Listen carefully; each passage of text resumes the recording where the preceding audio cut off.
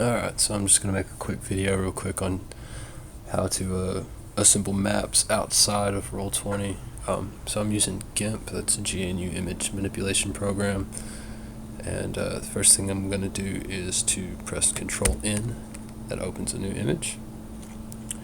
And then you kind of want to decide on how big your map is going to be in terms of, for Roll20, usually it's going to be on a grid, but you might want to put in just, an image size. But if you're working for like a gridded map, you want to take the number of squares on your grid, multiply it by 140. So like a 10 by 10 is 1400, a 20 by 20 is 2800, a 30 by 30 is 4200.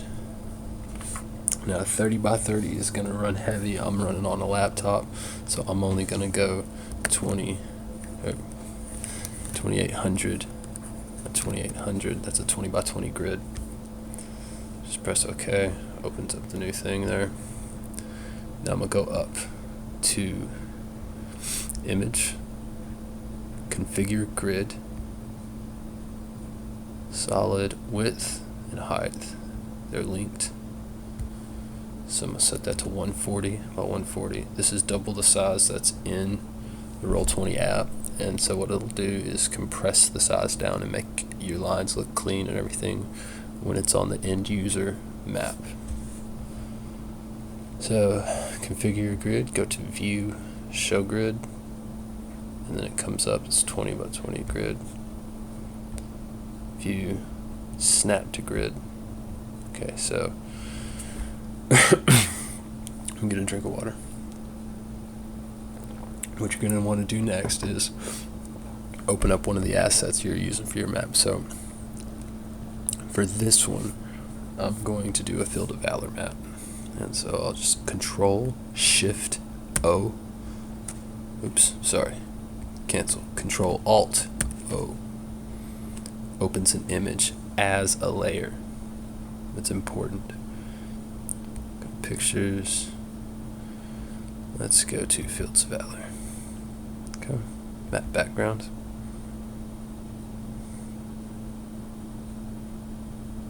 Kaboom. Alright. And then Control Alt open.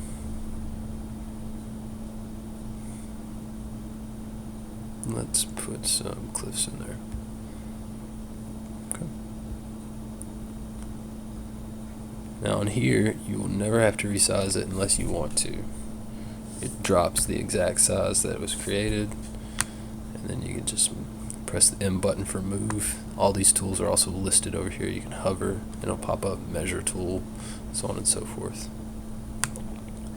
You can move these. Now I know some of the keyboard shortcuts, Shift T to scale, and then you can stretch it however you like.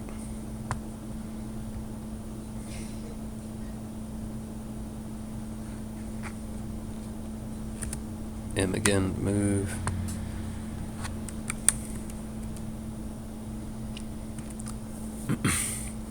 So that's the very basic rundown. Now, in this situation, if you snap to grid is applied,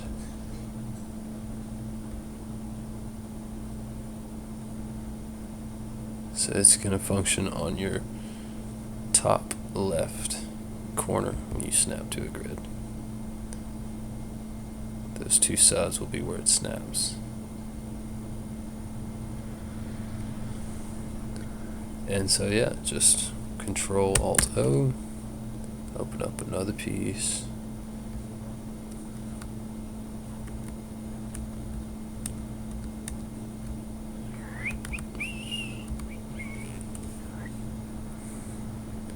Okay. Now this one, let's rotate it. Shift R, and then it just swivels. Pretty simple. Click the rotate button to finish the job. M button to move. Drag and drop. Up. This should go on this side. Boom. You click on your map background, and it removes the borders. You can also go to View And show layer boundary. If you turn that off, you won't see the boundaries on the layers. Then you just carry on, Control Alt open whatever assets you might have. I'm just tooling with the stuff that's on my computer at the moment. These are, of course, my map packs. You can right click and it'll give you some options. You go down to layer, and that's basically over here your layers. And so each one of these images is opening as a new layer. And you can manipulate them, move them up or down on top of each other. You can see this one is behind that one. If I move up in the column, it's on top of that one. If I can actually move it above the right one.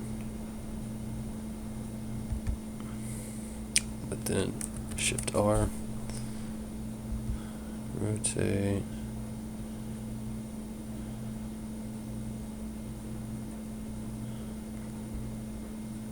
Rotate it. M, move. And so the real benefit to doing these maps like this is they are way lighter on your system when you're running Roll20. Take up way less memory space. Some of these assets are almost a megabyte in themselves when you drop in some of these more complex ones. And then when you compress this all into one image, it might be at a max 4, which is a lot less than you're loading on screen in the app. So it just works out better a lot of times, plus you can transfer it to other stuff. Anyway, yeah, I think I'll probably remake this when it is not 3 o'clock in the morning and go a little further into detail on some of the steps, and I'll just kind of crash through it. So yeah, thanks for watching.